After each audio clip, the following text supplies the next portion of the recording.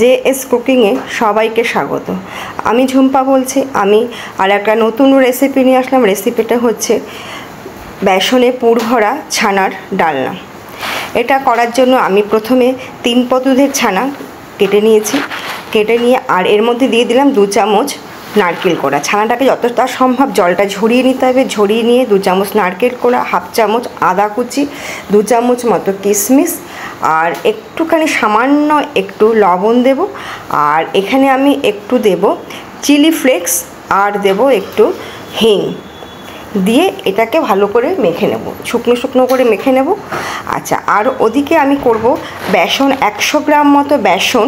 আমি ওটাকে একটু গোলমরিচের গুঁড়ো, একটু মিষ্টি আর একটু নুন দিয়ে মেখে নিয়েছি। বেসনটা মাখতে গেলে খুব সামান্য জল দিতে হয় এবং ওটা কিন্তু ময়দার মতো উঠে আসে না। তাই ওটাকে লাস্টে যদি একটু জড়িয়ে যায় অবশ্যই 2 চামচ ময়দা দিয়ে ওটাকে বাইন্ডিংটাকে ঠিক করে এভাবে গোলা করে নেবেন। গোলা করে নিয়ে আমি এভাবে করে লুচির মতো করে বেলে নিচ্ছি। বেলে নিয়ে এর মধ্যে আমি ছানার পুরগুলো এভাবে করে আমি দিয়ে দেব। দিয়ে এটাকে আমি মুড়িয়ে নিলেই আমার কিন্তু এভাবে করে রেডি হয়ে যাবে। এভাবে করে আমি প্রায় 10খানা 100 গ্রাম আপনার বেসন দিয়ে 10খানা মতো আমার এরকম হয়েছে।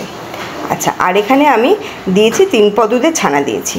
তাই এইভাবে করে আমি প্রত্যেকটা বেলে নিলাম। বেলে নিয়ে এইভাবে করে করব। করা হয়ে গেলে তারপরে আমি এটাকে কড়াইয়ের মধ্যে সাদা তেল দেব। সাদা তেল দিয়ে এটাকে আমি এক এক করে প্রত্যেকটা ভেজে ভেজে তুলব। আচ্ছা, ভাজার জন্য আমি তেলটা দেওয়ার পর এটা তেলটাকে খুব গরম করা হয়ে গেলে তারপরে কিন্তু আগুনটা একদম ফ্লেমটা একদম আমি লো করে দেবো। লো করে দিয়ে আস্তে আস্তে ভাজবো। তা আমাদের সামনে হচ্ছে দুর্গাপুজো। আমাদের অনেক রকম নিয়ম থাকে, যেখানে ষষ্ঠীর দিন খেতে হয় নিরামিষ বা অনেকে খায় না চালের জিনিস। অষ্টমীর দিন খায় অনেকে চালের জিনিস খায় না বা নিরামিষ খায়। সেখানে এইরকম একটা রেসিপি বানিয়ে নিলে লুচি বা পরোটার সঙ্গে খুব ভালো লাগবে খেতে।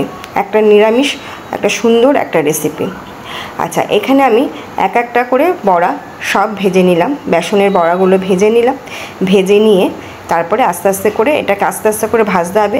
এটা কিন্তু একটুখানি নরম হয়, কিন্তু ভাজার পর এটা পুরোপুরি শক্ত হয়ে যায়, তখন কিন্তু আর নরম থাকে না।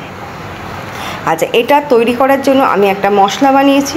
সেখানে আমি দিয়েছি 1 ইঞ্চি মতো আদা দিয়েছি, 1.5 চামচ মতো আমি জিরে দিয়েছি, আর দিয়েছি একটা শুকনো লঙ্কা। তার কারণ হচ্ছে আমি এখানে ছানাটার সঙ্গে চিলি ফ্লেক্স দিয়েছি, আবার বেসনটা মাখার সময় কিন্তু গোলমরিচের গুঁড়ো দিয়েছি, যে কারণে আমি এখানে একটু ঝালটা কম দিয়েছি।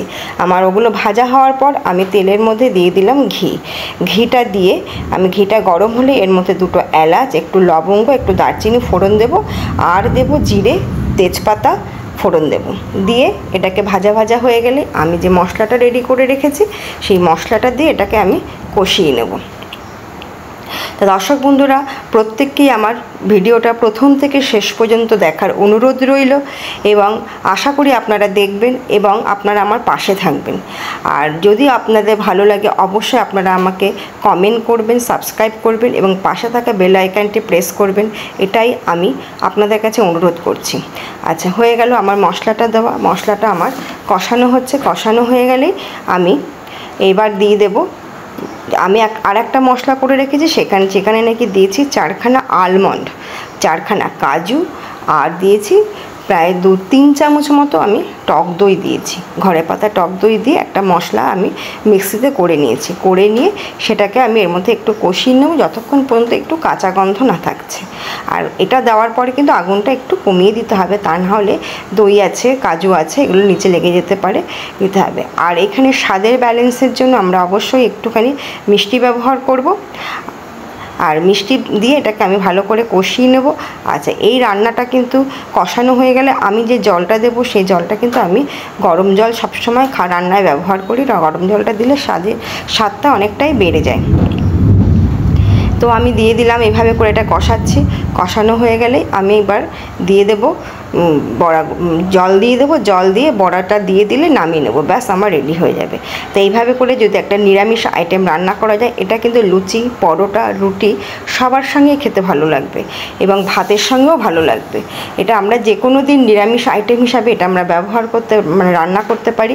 রান্না করলে কিন্তু সবাই দেখবেন খেয়ে প্রশংসাই করবে, কেউ একটু খারাপ বলবে না। এটা এতটা সুস্বাদু একটা রেসিপি। এবং প্রত্যেকটা রান্নাই আমি করার পর ঘরে খেয়ে তারপরে ভালো হলে সেগুলোকে কিন্তু আমি শেয়ার করি, নাহলে তার আগে কিন্তু আমি করি না। রান্নাটা সত্যিই খুব ভালো হয়েছে বলে এটা আপনাদের সঙ্গে আমি রান্নাটা শেয়ার করলাম। কারণ যেহেতু সামনে ষষ্ঠী আছে, অষ্টমী আছে, নিরামিষ রান্নার খুব আমাদের প্রয়োজন। সেই সময় নিরামিষ একটা নতুনত্ব যদি আমরা রান্না করে সবাইকে পাতে দিতে পারি তাহলে কিন্তু সবাই একটু আনন্দই পাবে। সেই হিসেবেই আমি এরকম একটা রেসিপি আপনাদের সঙ্গে শেয়ার করলাম। আচ্ছা, আমার এটা কিন্তু ঝোলটা মোটামুটি ফুটে গেছে। আর এইটা বেসনের বড়াটা দেওয়ার পরে আমি এর মধ্যে কাঁচা লঙ্কা একটা দিয়ে দিলাম, দিয়ে এটাকে আমি ফুটে উঠলে এটা হয়ে গেলে তারপরে নামানোর সময় আমি একটুখানি ঘি দিয়ে নামিয়ে নেবো। নিরামিষ রান্না একটু ঘিয়ের গন্ধ না হলে কিন্তু ভালো লাগে না। তা আমি এইভাবে করে আমার ঝোলটা ফোটা হয়ে গেলে এবার ঘিটা দেবো, ঘিটা দিয়ে আমি নামিয়ে নেব। এটা হতে বেশি সময় লাগে না, তার কারণ হচ্ছে এটাতে কোনো সিদ্ধ হওয়ার ব্যাপার থাকে না, এটা ভাজা। আর মশলাটা কষানো হয়ে গেলে আমরা যদি গরম জল দিয়ে দিই তাহলে কিন্তু আর কোনো সমস্যাই রইল না, ব্যাস তাহলে ফুটে গেলে নামিয়ে নিতে পারবো। তা আপনাদের সবাইকে বলবো রেসিপিটা একবার অবশ্যই ট্রাই করবেন। নমস্কার সবাইকে।